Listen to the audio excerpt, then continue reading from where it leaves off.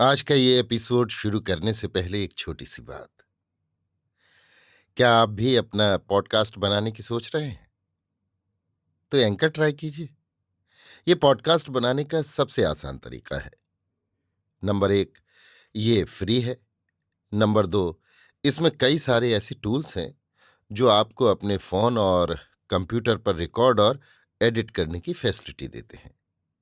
Number 3, आप अपने podcast को डिस्ट्रीब्यूट भी कर सकते हैं, जिससे इसे स्पॉटिफाई और दूसरे प्लेटफॉर्म पर सुना जा सके। तो डाउनलोड कीजिए फ्री एंकर ऐप या विजिट कीजिए anchor.fm पर अपना पॉडकास्ट स्टार्ट करने के लिए। ये तो थी एक छोटी सी जानकारी, और अब शुरू करते हैं एपिसोड का सिलसिला। तो आज के एपिसोड में लीजिए सुनिए ना पार्थ सारथी के लिखे उपन्यास तुलसी चौरा का भाग 5, मेरी यानी समीर गोस्वामी की आवाज में।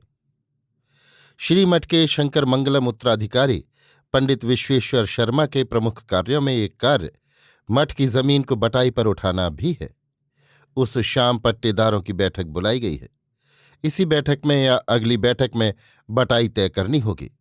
अक्सर पश्चिमी पहाड़ी में जब बारिश शुरू होने लगती है, बटाई की बात तय कर ली जाती है। रवि के आने की हड़बड़ी में शर्मा जी इस बैठक की बात भूल ही गए थे।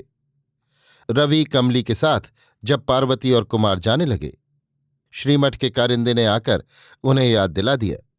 मठ की डाक भी दे गया। बैठक का ध्यान आते ही शर्मा जी को सीमा वैयर की याद आ गई। आज 4 किसानों को लिए वे जिस तरह जा रहे थे, निश्चित रूप से बैठक से इसका कोई न कोई संबंध होगा। सीमा वैयर बिना किसी काम के यूं भीड़ लगाकर नहीं चलते। गांव में इस तरह की बैठकें अमूमन रात 8 बजे शुरू होती हैं और रात 10-11 बजे तक चलती हैं। किसानों को इसी वक्त फुर्सत मिलती है। शंकर मंगलम में 100% खेतीहर लोगों की आबादी है। बादल धोखा भले ही दे दें, अगस्त नदी के तटवर्ती क्षेत्र की जमीन उर्वरा है। मठ की संपत्ति के बाग बगीचे, 2-3 गौशालाएं, विवाह मंडप, मकान, खाली जमीन, सभी इसी गांव में ही तो थे। 2-3 वर्ष पहले तक शर्मा जी केवल धार्मिक कार्यों की देखरेख किया करते थे। बटाई की आमदनी, मकान, विवाह मंडप के किराए, उनका हिसाब किताब सब सीमा वैयर के जिम्मे था। काफी घपला होने लगा, शिकायतें भी पहुंची, लिहाजा वो जिम्मेवारी भी शर्मा जी पर आ गई। शर्मा जी सीमा वैयर से वैर मोल लेना नहीं चाहते थे, पर कोई दूसरा रास्ता नहीं था। आचार्य ने स्वयं शर्मा जी को बुलवाकर उन्हें इस उत्तरदायित्व को संभालने का आदेश दिया। शर्मा से ना करते नहीं बना। इसके बाद शर्मा जी और सीमा वैयर के बीच एक दूरी आ गई। औपचारिकतावश दोनों मिलते थे, पर सीमा वैयर के भीतर आग लगी हुई थी। ईमानदार व्यक्ति बेईमान और कपटी को एक बार की क्षमा भी कर देगा, पर बेईमान व्यक्ति कतई एक ईमानदार को सहन नहीं कर सकता, क्योंकि ईमानदार व्यक्ति ही दूसरे व्यक्ति की बेईमानी का परिमाप बनता है, साथ ही वो बेईमानी में बाधक भी बनता है। पंडित जी सीमा वैयर के लिए कुछ वैसे ही समझे जाते थे। शर्मा जी का मन सरल विश्वासी था। यही कारण है कि सीमा वैयर के साथ भी शर्मा जी उसी सहजता से पेश आते। क्रोध और ईर्ष्या पर उनके ज्ञान और विवेक ने विजय प्राप्त कर ली थी। वे मानसिक रूप से परिपक्व हो चुके थे। सीमा वैयर की बात सोचते हुए शर्मा जी डाक देखने लगे। पहला पत्र इरेमुड़ी मणि से संबंधित था। यदि किराया नियमित रूप से भरने के योग्य व्यक्ति मिल जाए तो शर्मा जी स्वयं किराए पर उठा दें। श्रीमठ के मैनेजर ने उत्तर दिया था। दूसरे पत्र में बटाई का लाभ गरीब किसानों को दिलवाने पर जोर दिया गया था। कुछ जमींदार और उनके कारिंदे या धनी ठाकुर गरीब किसानों के मार्फत स्वयं बटाई का काम उठा लेते। थोड़े बहुत रुपए देकर उन गरीब किसानों का मुंह बंद कर देते थे। इस आशय के एकाध शिकायती पत्र भी साथ में नत्थी किए गए थे। अगला पत्र स्कूल के छात्र छात्राओं के लिए भगवत गीता तिरुकुरल प्रतियोगिता आयोजित करने से संबंधित था। चौथे पत्र में संस्कृति वैदिक पाठशाला के संदर्भ में कुछ बातें पूछी गई थीं। अगले पत्र में इलाके के उन पुराने मंदिरों का ब्यौरा मंगवाया था जिनका निर्माण कार्य बाकी है। पत्रों को भीतर जाकर रख दिया और संध्या वंदन करने नदी की ओर चले गए। लौटते हुए रास्ते में इरेमुड़ी मणि की दुकान की ओर निकल गए। दुकान में भीड़ नहीं थी। लगा दुकान बंद करने का समय है। इरेमुड़ी मणि के संगठन के कुछ लोग वहां बातें कर रहे थे। शर्मा जी को देखकर इरेमुड़ी मणि स्वयं उठाए। क्या हो गया विश्वेश्वर? अगर कहला दिया होता तो हम ही चले आते। तुम काहे परेशान हो रहे हो? यहां नदी की ओर आया था, तुम्हें भी देखने चला गया।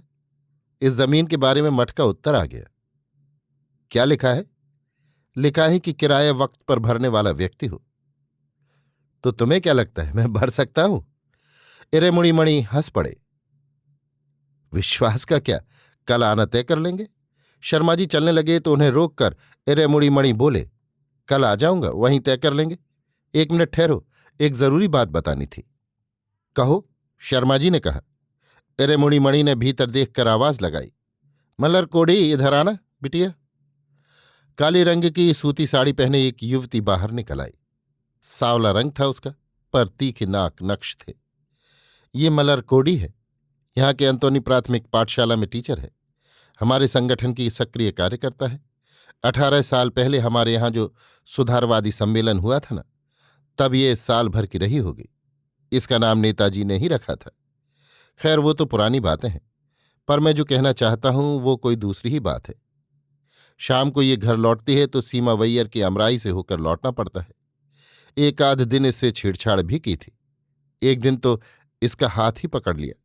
तुम जरा उसे समझा देना। मैं सोचता हूं बात को बहुत आगे न बढ़ने दिया जाए। तुम समझा सको तो। देवशिखामणि, वो तो गुंडा है। मेरे कहने पर वो सुधरने से रहा। गांव का बड़ा आदमी है, पैसे वाला है।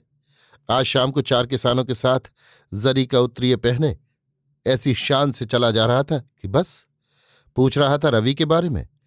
मैंने भी बस 2 बातें कर ली। तो बेटा आ गया? हाँ आ गया, कल मिल लेना।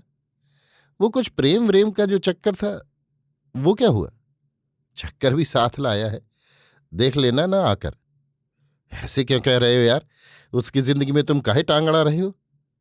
मेरी टांग अड़ाने की आदत ही नहीं है। अच्छा छोड़ो, मैं खुद उससे बात कर लूंगा। शर्मा जी विदा लेकर वहां से चल पड़े। सीमा वैयर के संदर्भ में इस तरह की शिकायतें पहले भी वे सुन चुके थे।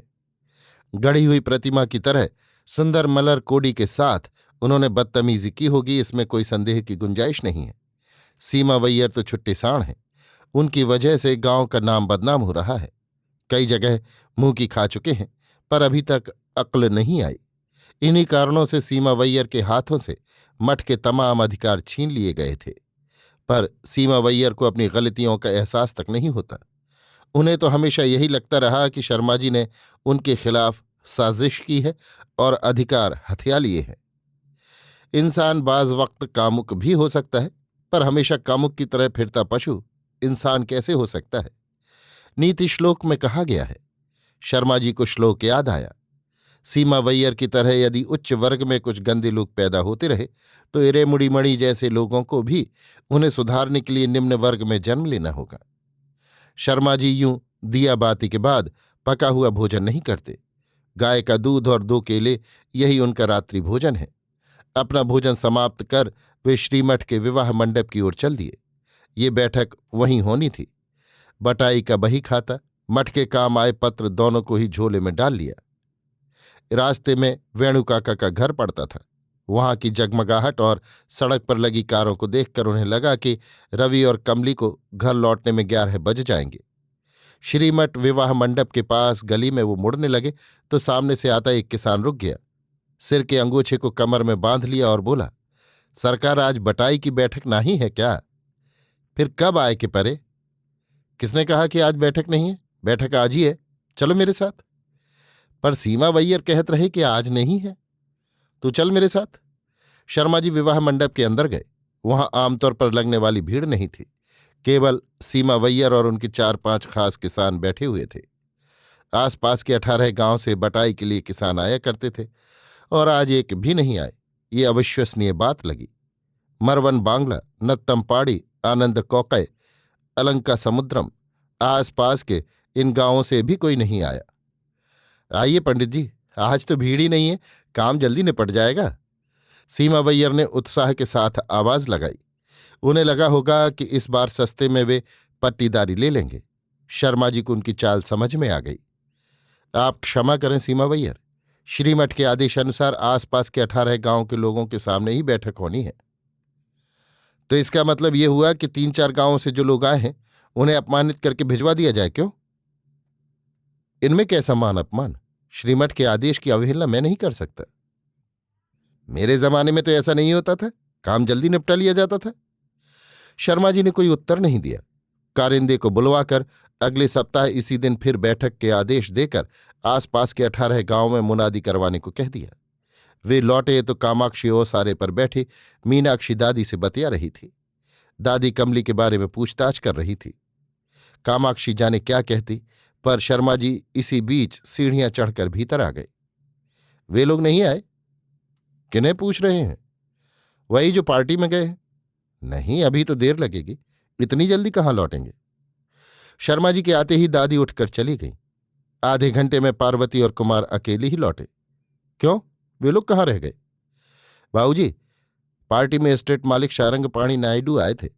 पार्टी खत्म होने के बाद उन्होंने भैया और उनकी दोस्त को एस्टेट गेस्ट हाउस में रात ठहरने के लिए कहा। वे लोग वहीं चले गए। कौन, नायडू? हाँ बाबूजी। कामाक्षी ने कुमार की बातें ठीक से नहीं सुनी। शर्मा जी से फिर पूछा, वे लोग कहाँ हैं? शर्मा जी ने वही बात फिर दोहराई।